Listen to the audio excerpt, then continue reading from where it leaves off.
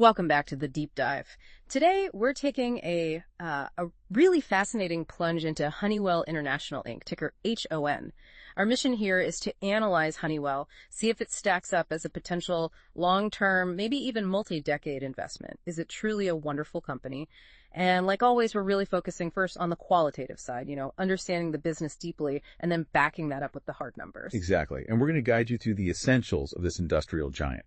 We'll look at the business quality, its competitive edge, how management handles things, the financial health, and of course, the future outlook.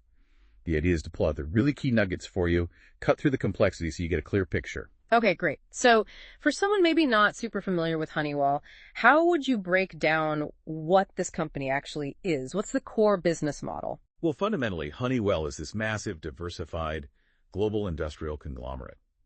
It's been around over 100 years.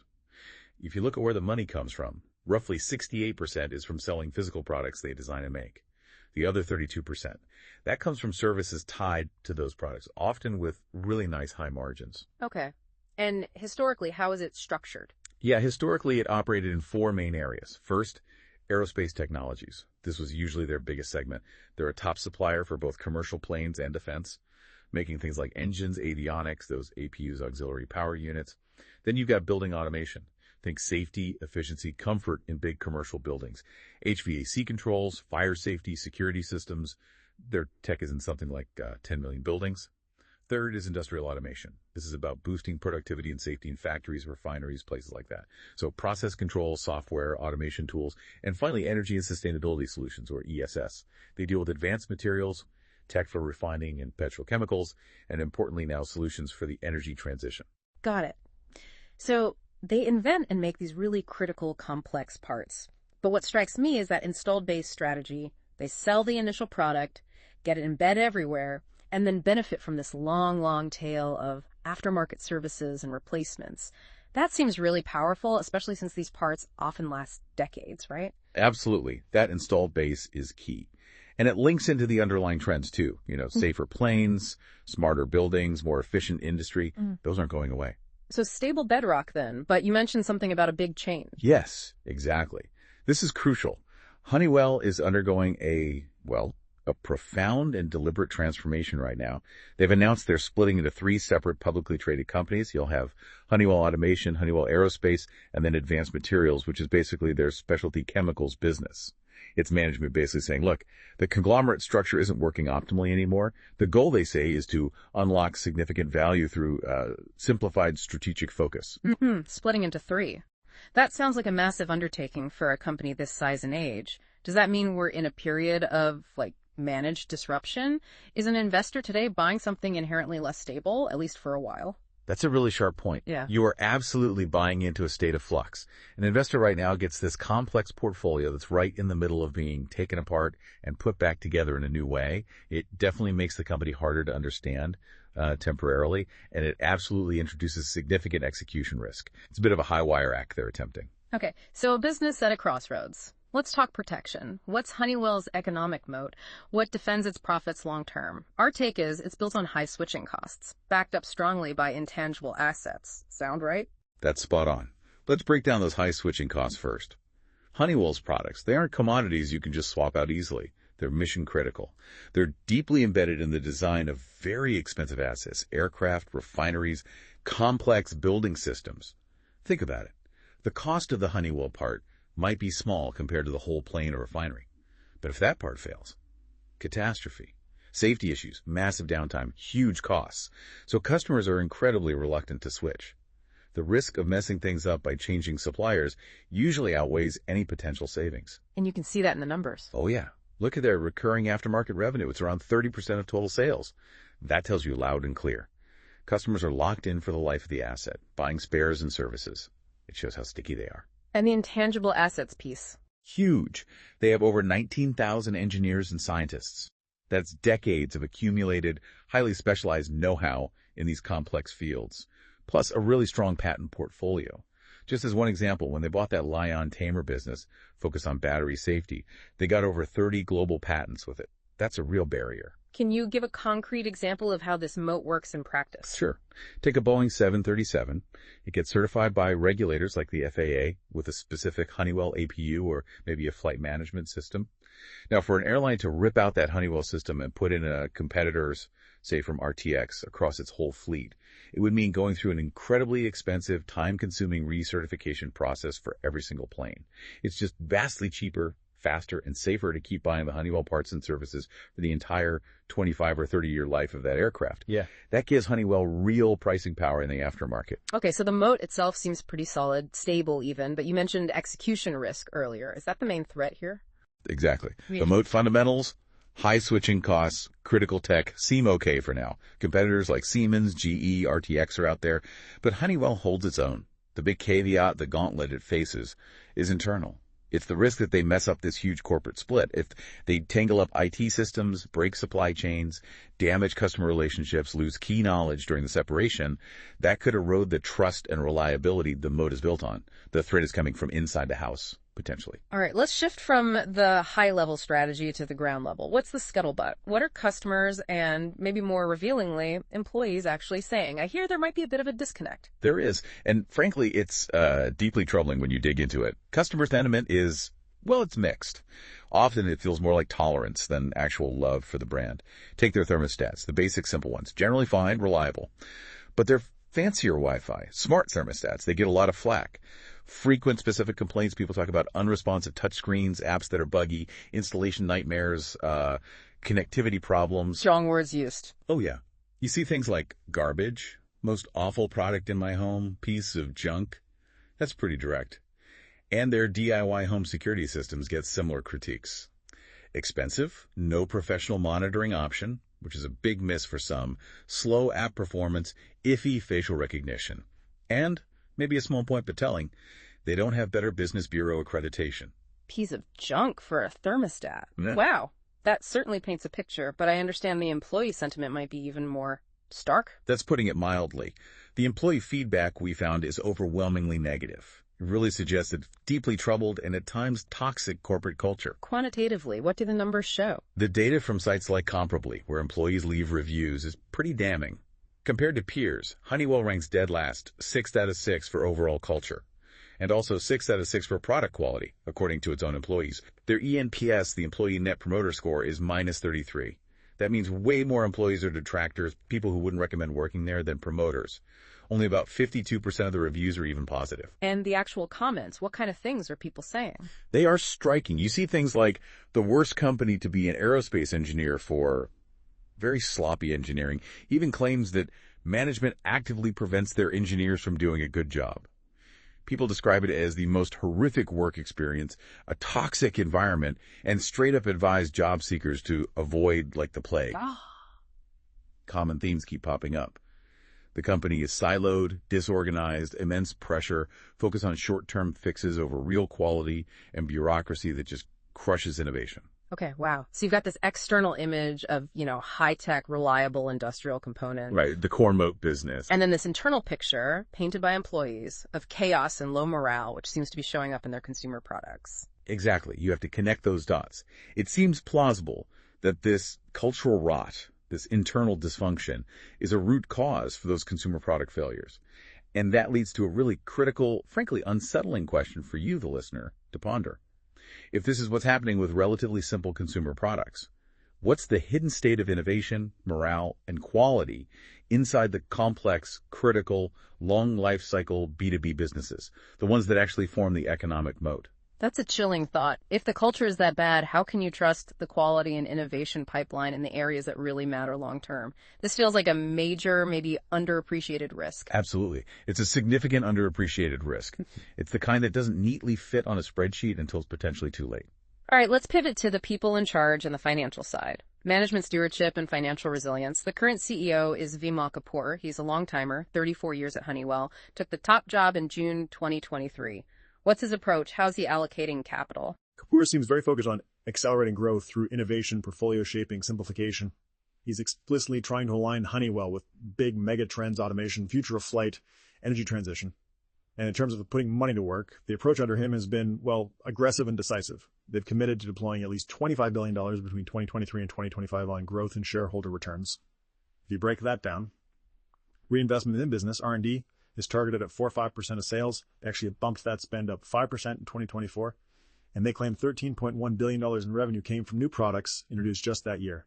Then there's M&A, acquisitions, a record $14.6 billion deployed in 2024, with about $8.9 billion of that going to buy companies. Good examples are buying Carrier's Global Access Solutions for nearly $5 billion, and that Lion Tamer acquisition we mentioned.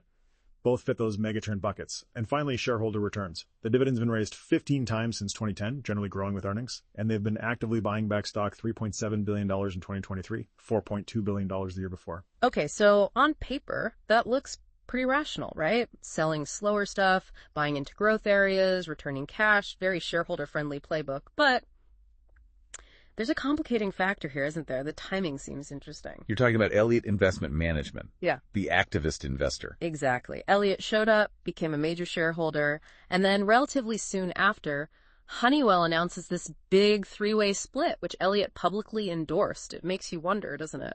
It absolutely raises the question. Is this current burst of strategic activity and capital discipline something intrinsic to Kapoor's leadership? Or is it, a temporary and calculated response because they have a very powerful, very demanding activist breathing down their neck? We're seeing this behavior under duress, maybe. What happens when the split is done and Elliot potentially backs off? That's an unknown. Fair point. Let's look at the underlying financial strength then, the financial fortress, as we called it.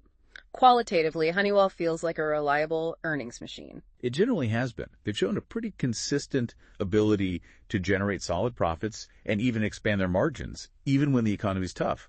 Like in 2023, they managed 4% organic sales growth, 8% growth in segment profit, and squeezed out another 100 basis points of margin expansion. That shows resilience. And what about the key metrics over, say, the last decade? Several things stand out. First, return on invested capital, ROIC. It's been consistently in the double digits, averaging over 13%, if you exclude a one-off tax impact in 2017. That shows they make good money on the capital they invest in the business. It's durable profitability. Second, free cash flow conversion. They're exceptionally good at turning accounting profit into actual cash. Their ratio of free cash flow to net income is consistently around 100%. That's a sign of high-quality earnings. The cash is real. And their overall free cash flow margin is about 13%, which is quite strong for an industrial company. And third, the balance sheet. They've generally been prudent with debt. They talk about maintaining an A-rated balance sheet. Their net debt to EBITDA ratio is typically kept below 2.7x, which gives them flexibility. And importantly, regarding the split, they've stated the plan is for each of the three new companies to be appropriately capitalized and keep strong investment-grade ratings. Okay, so financially strong, historically. Now, the million-dollar question, or maybe the billion-dollar one, valuation. After looking at the business, the moat, the culture issues, the financials, is the current market price a good place to jump in? All right, let's look at the numbers as of, say, late June 2025. The price-to-earnings ratio, the PE, is hovering around 26.1x. The price-to-free cash flow, PFCF, is around 28.6x. Now, how does that compare historically? Well, that PE of about 26x is almost exactly in line with both its 5-year and 10-year average PE ratios. So the market isn't giving it away, but it's not charging a huge premium either, it sounds like. Fair value. That's how we see it. A fair but not compellingly attractive entry point. You're not getting a discount, basically. And crucially, as you said, this fair price offers no such buffer, no margin of safety against those very real execution risks from the split and the, frankly, alarming cultural risks we uncovered. Right, so if things go smoothly, maybe it works out. But if they stumble... Precisely. There's no cushion priced in for potential problems. And looking forward, the primary growth engine, the main way this investment generates returns from here, is really all about the successful execution of the planned corporate split. Growth depends almost entirely on the thesis that these three new independent companies will actually be more nimble, more focused, and better at grabbing market share in those megatrends. Okay, but let's talk downside. What could permanently damage this investment? What are the permanent impairment risks? We see a few big ones. First, and most immediate, is massive execution failure during the split. This three-way separation is incredibly complex. So if they fumble it, tangled IT, broken supply chains, lost customers, key people leaving it, could permanently damage the earning power of the resulting companies. That's the most immediate and acute risk. And the cultural issue. That's the second one. Cultural collapse. We see this as the most insidious long-term risk. If that employee sentiment toxic, horrific is accurate and persists, how can they possibly attract and keep the top-tier talent they need to innovate? It could lead to this slow, grinding decay of their technological edge, their product quality. The moat erodes from the inside. The recent age discrimination lawsuit adds some credibility to these cultural concerns, too. Makes sense. Anything else? The third is just the reality of technological disruption. Honeywell's industries aren't static. Think new propulsion in aerospace, or maybe faster, more software-focused competitors in automation like Siemens, Rockwell Automation, or GE Aerospace. If Honeywell fails to adapt, maybe because those cultural and execution problems are holding them back, they could permanently lose ground. All right, let's try to put this all together with some second-level thinking. How does our analysis stack up against what the broader market seems to think about Honeywell right now? Well, the market consensus, from what we can tell, is heavily focused on the financial aspects of the breakup. The narrative, pushed partly by Elliot, is that splitting the company is inherently good. It will unlock significant shareholder value, mainly by getting rid of the so-called conglomerate discount. The market seems preoccupied with the math, the sum of the parts valuation arithmetic, and the mechanics of the spin-offs. Okay, so the market sees structure as the key. But our contrarian view, is that the market is really significantly underestimating the probability and potential impact of the severe cultural risks we've discussed. The market seems to implicitly assume that just changing the structure will magically fix underlying issues and create three wonderful companies. We think structure is secondary. You can't reliably build three great houses on rotten foundation. A deeply flawed and demoralized culture, if that's what exists, is a huge problem, regardless how you slice up the company. So the market's focused on the financial engineering while we're pointing to the people and the internal environment as potentially the bigger long-term driver. Exactly. The market seems to be either ignoring or heavily discounting all that negative employee feedback and the consumer product quality issues. The core difference is the market focuses on structure. Our analysis concludes culture is the primary variable for long-term success or failure here. And here's a slightly darker thought, perhaps. Could the breakup actually make the cultural problems worse? All that uncertainty, stress, potential job cuts. Couldn't that just accelerate an exodus of critical talent if the environment is already bad? That's a very real possibility. Could pour fuel on the fire. Yeah. So let's try to synthesize this for you, the listener. The bull case. The reasons you might want to own Honeywell. You've got that durable economic moat, the high switching costs, the strong aftermarket revenue. Management is showing rational and aggressive capital allocation right now. The company has proven financial strength, consistent cash flow, solid balance sheet. And there's a clear catalyst for value unlock with the three-way split. Okay, that's the bull side. Now, the bear case, the counter thesis. There's severe and, we think, underappreciated cultural risk. There's massive and imminent execution risk from the split itself. There are questionable product quality issues raising red flags, and the current valuation offers no margin of safety if things go wrong. So here's our red team challenge, a final provocative thought for you to wrestle with. The bull case assumes strategy, structure, financial engineering will win the day, overcoming any soft issues like culture. But what if you invert that? What if culture will, in fact, eat strategy for breakfast? Let's play that out. What if the split, layered on top of what employees call a horrific work environment, triggers a massive brain drain? What if the best engineers, the key scientists, the experienced managers, the people who really drive innovation and quality just leave? They see the chaos of the split as their chance to jump ship to competitors with better environments. Then, these three new nimbler companies, they're born hollowed out. They lack the human capital to actually execute those ambitious growth plans. The innovation pipeline dries up. The moat doesn't get breached by a competitor. It just slowly erodes from 1,000 internal cuts driven by cultural failure. And in that scenario, Honeywell, or its successor pieces, becomes a textbook value trap. You thought you were buying the safety of a known brand, a big installed base, a solid industrial player, but that was just an illusion hiding this rotting cultural core. That, in our view, is the primary risk here, the risk of permanent capital impairment driven not by markets or competitors, but by internal dysfunction. A really complex picture and certainly a lot to think about. A fascinating deep dive into Honeywell. Thanks for joining us today as we explored this intersection of business strategy, finance, and crucially, the human element. We hope this gives you plenty to consider.